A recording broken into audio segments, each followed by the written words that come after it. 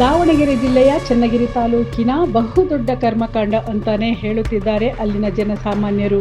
ಚನ್ನಗಿರಿ ಕ್ಷೇತ್ರದ ಪ್ರಚಾರ ಪ್ರಿಯ ಶಾಸಕರಾದ ಶಿವಗಂಗಾ ಬಸವರಾಜರವರ ತವರು ಕ್ಷೇತ್ರ ಚನ್ನಗಿರಿ. ಅಧಿಕಾರಿಗಳಿಗೆ ಇವರು ಯಾವ ಮಟ್ಟಕ್ಕೆ ತಮ್ಮ ಕ್ಷೇತ್ರದಲ್ಲಿ ಕೆಲಸ ಕೊಟ್ಟಿದ್ದಾರೆ ಎಂದು ಒಂದು ಉದಾಹರಣೆ ಇಲ್ಲಿದೆ. ಸಂತಬೆನ್ನೂರು ವ್ಯಾಪ್ತಿಯಲ್ಲಿ ಬರುವಂತಹ ಚಿಕ್ಕಬೆನ್ನೂರು ಟು ಕಾಕನೂರು, ಚಿಕ್ಕಬೆನ್ನೂರು ಟು ಗೊಲ್ಲರಹಟ್ಟಿ, ಸಂತಬೆನ್ನೂರು ಕೆರೆ ಏರಿ ರಸ್ತೆ, ಕಲ್ಲೇನಹಳ್ಳಿ ಟು ಸಿದ್ದನಮಠ ರಸ್ತೆ ಸುಮಾರು 3 ಕೋಟಿ 60 ಲಕ್ಷದಷ್ಟು ಕಾಮಗಾರಿ ನಡೆದಿರುತ್ತದೆ.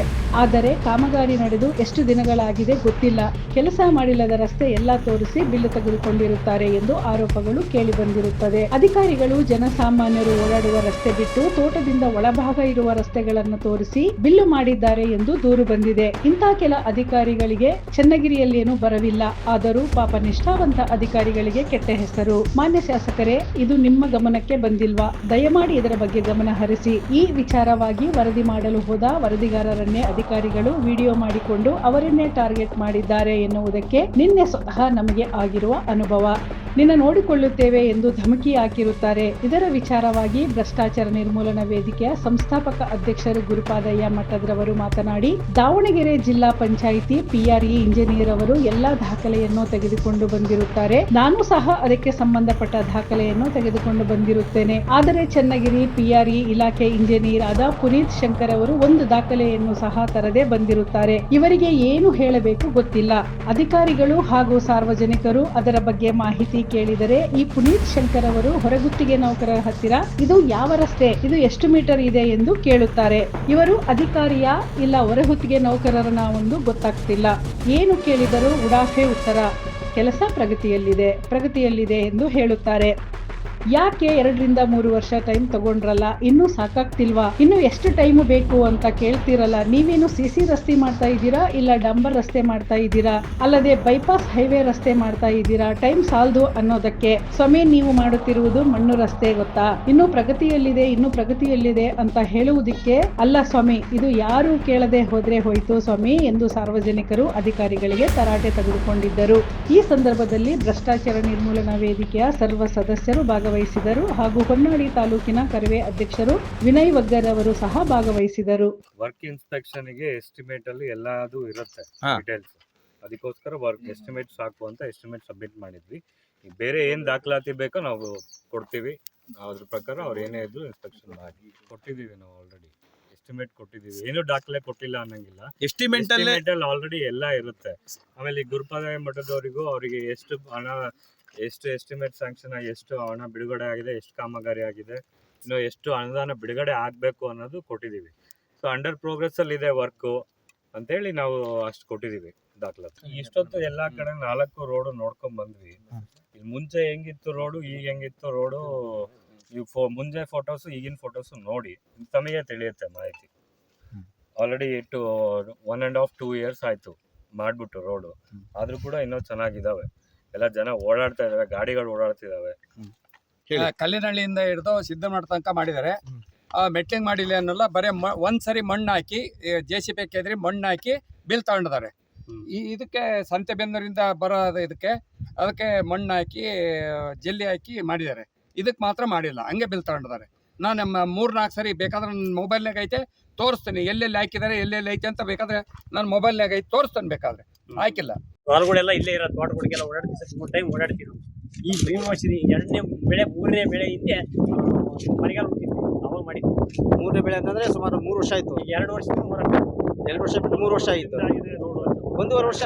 ಇದು ಯಾವ ರಸ್ತೆ ಇದು? ಬೇಗೇರಿ ಮುಖಾಂತರ ಸಿದ್ದಮಠ ಹೋಗತ್ತಾ? 2 ವರ್ಷದಿಂದ 2 ವರ್ಷ 3ನೇ ಬೆಳೆ. 2 ವರ್ಷ ಆಯ್ತಾ? ಯಾರು ಬಂದಿಲ್ಲ.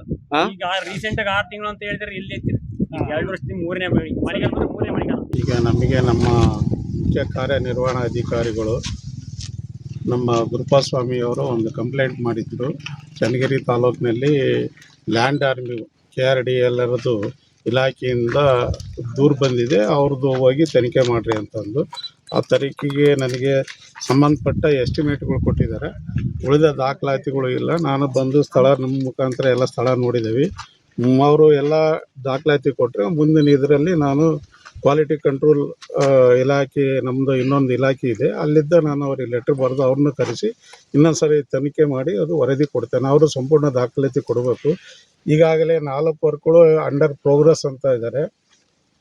ಯಾವ್ಯಾವ ಹಂತದಾಗ ಎಷ್ಟು ವರ್ಕ್ ಆಗಿದೆ ಅಂತ ನನಗಿನ್ನ ಡೀಟೇಲ್ಸ್ ಇಲ್ಲ. ಅಂದಾಜು ಪಟ್ಟಿ ಇದೆ, ಅಂದಾಜು ಪಟ್ಟಿ ಪ್ರಕಾರ ನಾನೀಗ ನೋಡೋಕೆ ಅವ್ರು ಎಕ್ಸಿಕ್ಯೂಷನ್ ಮಾಡಿದೆವು, ದಾಖಲಾತಿ ಕೊಡಲಿ, ಕೊಟ್ಟ ಮೇಲೆ ನಾನು ಮುಂದಿನ ತನಿಖೆ ಮಾಡಿ ವಿವರ ತಿಳಿಸ್ತೀನಿ. ಹಾಗೆ ಜಿಲ್ಲಾ ಪಂಚಾಯತಿ CEO ಅವರು ಮಾನ್ಯ ಎಕ್ಸಿಕ್ಯೂಟಿವ್ ಇಂಜಿನಿಯರ್ PRE ಅವರಿಗೆ ಇದನ್ನು ಸಂಪೂರ್ಣ ತನಿಖೆ ಮಾಡಬೇಕು ಅಂತ ಅವರಿಗೆ ನಿರ್ದೇಶನ ನೀಡಿದ್ರು. ಅದ್ರ ಪ್ರಕಾರ ಇವರಿಗೆ 2 ಬಾರಿ ಲೆಟರ್ ಕೊಟ್ಟಿದ್ದಾರೆ. ಸಂಪೂರ್ಣ ದಾಖಲೆ ಅವ್ರು ಬರೆದಿದ್ದಾರೆ. ಅವ್ರು ಏನೇನು ಕೊಡಬೇಕು ಅಂತ ದಾಖಲೆಗಳನ್ನ ಕೊಡಬೇಕು ಅಂತ ಬರೆದಿದ್ರು. ಅವರು 2 ಸಾರಿನೂ ಬರೆದಿದ್ದಾರೆ. ಆದರೆ ಅವರು ಸಂಪೂರ್ಣ ದಾಖಲೆಗಳನ್ನ ಅವ್ರ ಕಡೆ ಕೊಟ್ಟಿಲ್ಲ. ಅವ್ರು ಹೇಳ್ತಾರೆ ನಾನು ಸಂಪೂರ್ಣ ದಾಖಲೆಗಳಿದ್ದಂಗೆ ನಾನು ಹೆಂಗೆ ಎನ್ಕ್ವೈರಿ ಮಾಡೋಕ್ಕಾಗತ್ತೆ ಅಂತ. ಆದರೆ ಒಂದು ಎಸ್ಟಿಮೇಟ್ ಮಾತ್ರ ಕೊಟ್ಟಿದ್ದಾರೆ ಅವರಿಗೆ. ಎಸ್ಟಿಮೇಟ್ ಪ್ರಕಾರ ಪಾಪ ಅವ್ರು ಏನು ಮಾಡಬೇಕು ಅದನ್ನು ಇವತ್ತು ಅವರು ನೋಡಿದ್ದಾರೆ. ನಾವು 4 ರೋಡ್ಗಳನ್ನೆಲ್ಲ ನೋಡಿದ್ದೀವಿ. ಈಗ ಅವ್ರು ಏನೇ ಕೇಳಿದ್ರು ಅಂಡರ್ ಪ್ರೋಗ್ರೆಸ್ ಅಂತ ಹೇಳ್ತಾರೆ. ಮತ್ತು ಜೊತೆಗೆ ಒಂದು ದಾಖಲೆನ ಅವ್ರ ಕೈಯಲ್ಲಿ ಇಟ್ಕೊಂಬಂದಿಲ್ಲ. ನಮಗೂ ಕೊಟ್ಟಿದ್ದಾರೆ, ಎಲ್ಲ ಅರ್ಧಂಬರ್ಧ ದಾಖಲೆ ಕೊಟ್ಟಿದ್ದಾರೆ, ನಮಗೂ ಒಂದು ಪೂರ್ತಿ ದಾಖಲೆ ಕೊಟ್ಟಿಲ್ಲ. ಮತ್ತು ಈಗ ಅವರೇ ಹೇಳಿದರು, ಒಂದು ರೋಡ್ ಅಂದರೆ ಅದ್ರ ಮುಂಚೆ ಹೆಂಗೆ ಸ್ಥಿತಿ ಇತ್ತು, ಈಗ ಯಾವ ಸ್ಥಿತಿ ಇದೆ ಅದನ್ನೆಲ್ಲ ನೋಡಿದ್ರೆ ಗೊತ್ತಾಗುತ್ತೆ. ಫೋಟೋಗಳು ಇರ್ತವೆ, GPS ಫೋಟೋಗಳು, ಅವು ಯಾರು ಏನು ನಮಗೇನು ಗೊತ್ತಿಲ್ಲ. ಮುಂದಿನ ಸ್ಥಿತಿ ಯಾವುದು, ಹಿಂದಿನ ಸ್ಥಿತಿ ಯಾವುದು ಅಂತ ಯಾವುದು ಗೊತ್ತಿಲ್ಲ. ಈಗ ಅಂಡರ್ ಪ್ರೋಗ್ರೆಸ್ ಅಂತ ಹೇಳ್ತಾ ಇದ್ದಾರೆ. ಮತ್ತು ಸ್ಥಳೀಯರು ಏನು ಹೇಳಿದ್ರು ಅಂತ ನಿಮಗೆ ಮಾಧ್ಯಮದವರು ನಿಮಗೂ ಗೊತ್ತಾಗಿದೆ. ಇದನ್ನು ನಾವು ಈಗ ಮುಂದಿಂದು ಇವ್ರು ಏನು ವರದಿ ಕೊಡ್ತಾರೆ ಅಂತ ನೋಡ್ಕೊಂಬಿಟ್ಟು ಅವರು ಈಗ ಇವತ್ತಿನ ಮಟ್ಟಿಗೆ ಏನು ಅವರಿಗೆ ಗಮನಕ್ಕೆ ಬಂತು, ಏನಾಯ್ತು ಅಂತ ಅವ್ರು ವರದಿ ಕೊಡ್ತಾರೆ ಅವರಿಗೆ. ಆ ವರದಿ ನೋಡ್ಕೊಂಡು ಮುಂದಿನ ದಿನಗಳಲ್ಲಿ ನಾವು ಯಾವ ಹಂತಕ್ಕೆ ಹೋರಾಟ ಮಾಡಬೇಕು, ಒಂದು ದೊಡ್ಡ ಮಟ್ಟಕ್ಕೆ ಜಿಲ್ಲಾ ಪಂಚಾಯತಿ ಮುಂದೆ ನಮ್ಮ ಭ್ರಷ್ಟಾಚಾರ ವಿರೋಧಿ ವೇದಿಕೆಯಿಂದ ಒಂದು ದೊಡ್ಡ ಹೋರಾಟವನ್ನು ಹಮ್ಮಿಕೊಳ್ಳೋಣ. ಅದು ಏನು ಇದಕ್ಕೊಂದು ಕೊನೆ ಅಂತೂ ಕಾಣಿಸೋಣ.